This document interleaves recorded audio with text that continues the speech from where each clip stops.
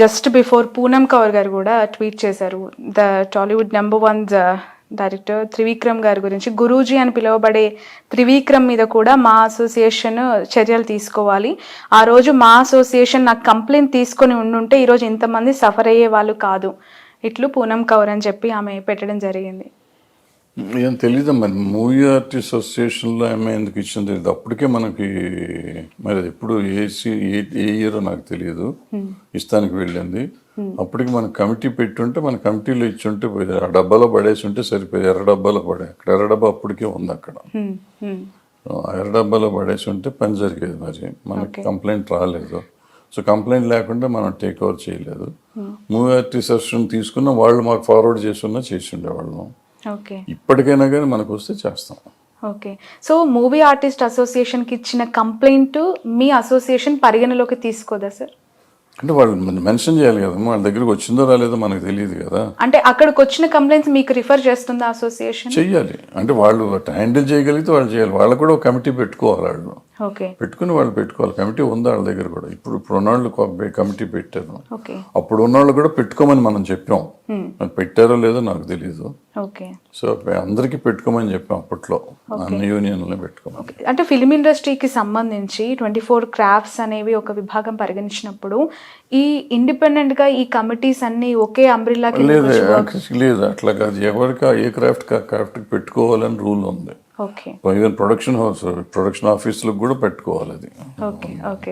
అంటే ఇవన్నీ టెంపరీగా ఉంటాయి కాబట్టి ఎవడు పెడతాడు ఎవడు పెట్టాడు అనేది చెప్పలేం. కానీ ఇప్పుడు కొత్తగా 4-5 ఏళ్ల నుంచి ఏంటంటే ఒకే ప్రొడక్షన్ హౌస్ 10 సినిమాలు తీస్తున్నారంటే కంపల్సరీగా పెట్టి తీరాలి. ఇప్పుడు పెడతలేదు, ఇంకా పెట్టుకోవాలి. ఓకే. సో పూనం కౌర్ గారు ఖచ్చితంగా మాకు ఇచ్చిన లెటర్ కంప్లైంట్ ఏదైతే ఉందో అది ఇక్కడ మీరు తీసుకునే అవకాశం ఉందంటారా? ఇస్తే తీసుకుంటారు, 100% తీసుకుంటారు.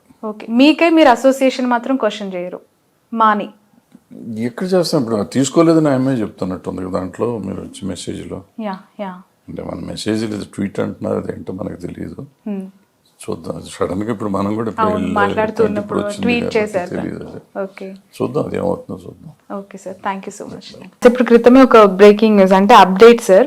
జనసేన పార్టీ నుంచి సదర్ కొరియోగ్రాఫర్ ని సస్పెండ్ చేసిన తర్వాత బాధిత మహిళకి అల్లు అర్జున్ గారు నెక్స్ట్ మూవీలో ఆఫర్ ఇచ్చారు అని చెప్పి. సో అల్లు అర్జున్ గారికి, పవన్ కళ్యాణ్ గారికి నచ్చనివి అల్లు అర్జున్ గారికి ఎందుకు నచ్చుతున్నాయి? తను నో అన్నవి ఈయన ఎందుకు ఇస్తున్నారు? అసలు ఆ న్యూస్ మాకు తెలియదమ్మా. అది ఏం తెలీదు, అవునా కాదా అని కూడా తెలియకుండా మనం దాని మీద కామెంట్ చేయటం కరెక్ట్. అంటే గత కొంతకాలంగా mega versus Allu family issues బాగా అసలు లేవు, నాకు తెలిసి అటువంటి ఇష్యూస్ లేవు. మొన్న కూడా పెట్టాను నేను. సో గత కొంతకాలంగా కూడా గ్యాప్ ఏదో ఉంది రెండు కుటుంబాలకి. ఎందుకుంటున్నా మీకు తెలిసిన క్లారిటీ సార్? చాలా మందికి క్లారిటీగా నాకేం తెలియదు. బట్ ఇండస్ట్రీలో ఉంటే తెలుస్తుంది. ఇద్దరు మనుషుల మధ్య ఏముందో మనకేం తెలుస్తుంది. మనం బేసిక్ గా నాకు తెలిసి ఏమి ఉండదు. ఒకవేళ ఉందనుకున్నాం, ఉన్నా కూడా బాగుండాలని మనం అనుకోవాలి. కానీ కొట్టుకోవాలని మనం దాని మీద అప్పుడు చిన్నది ఏదో ఉండి ఉంటుంది అనుకుందాం. దాన్ని వెల్డింగ్ సరిగ్గా చేయాలి కానీ మంట పెట్టి వెడగొడటానికి ఎందుకు ప్రయత్నం చేయాలి మనం?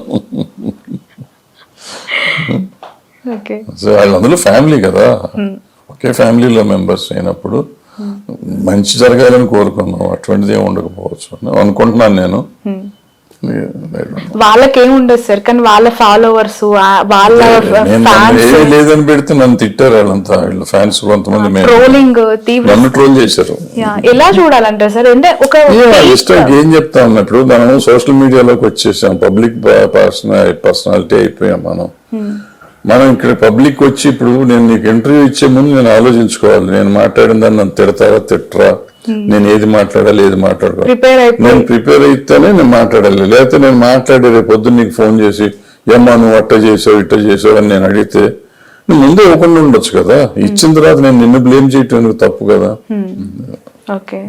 సో చాలా రోజులుగా ఈ ఫ్యాన్స్ వార్ అయితే చాలా పీక్స్ లో ఉంది సార్. అది ఏ హీరో ఫ్యాన్స్ కి మరొక హీరో ఫ్యాన్స్ తో ఉండొచ్చు, కానీ ఇది చాలా తీవ్రంగా కొనసాగుతూ ఉంది. సోషల్ మీడియాలో చాలా తీవ్రంగా కొట్టుకునే స్టేజ్ కూడా. ఒక హీరో సినిమా బాగాలేదు అంటే ఇంకొక సినిమా హీరో ఫ్యాన్ వచ్చి బాగుందని చెప్పు అని ఆడియో వినిపించి ఇప్పుడు బాగుందని చెప్పని కూడా ఫైట్ చేసే వరకు వెళ్ళిపోయింది situation. Okay sir, finally what is your message to the industry, women's or girls women అయినా మెన్ అయినా ఎవరైనా కానీ ఎవరన్నా భయపెట్టినా, ఎవరన్నా బ్లాక్మెయిల్ చేసినా, ఎవరన్నా క్విట్ ప్రోగ్రో లాగా నాకు ఇది ఇస్తేనే అది చేస్తాను, అది ఇస్తేనే ఇది చేస్తానని ఉంటే మాత్రం డోంట్ సరెండర్. మనం భయపడక్కర్లేదు. ఎవరన్నా అంటే ఛాంబర్కి వచ్చి కంప్లైంట్ ఇవ్వచ్చు, లేకపోతే యూనియన్లో ఇవ్వచ్చు. ధైర్యంగా ఉండాలి. ఎందుకంటే ప్రతిదానికి మనం ఏదో ఒకటి ఇచ్చి చేసుకుందాం అనేది కాదు. అక్కడ మనం టాలెంట్ ఉన్నవాడు ఇందులో సర్వైవ్ అవుతారు ఎట్లయినా కానీ. ఒట్టి దాంతో సర్వైవ్ అవుతారని నమ్ముకుంటే మాత్రం అది మోసం, అది జరగదు, అది అబద్ధం కూడా. టాలెంట్ ఉంటేనే అది ఉన్న టాలెంట్ ఉంటేనే ఉంటుంది. నీకు టాలెంట్ ఉన్నప్పుడు అది ఉన్నా లేకపోతే నడుస్తుంది. సింపుల్.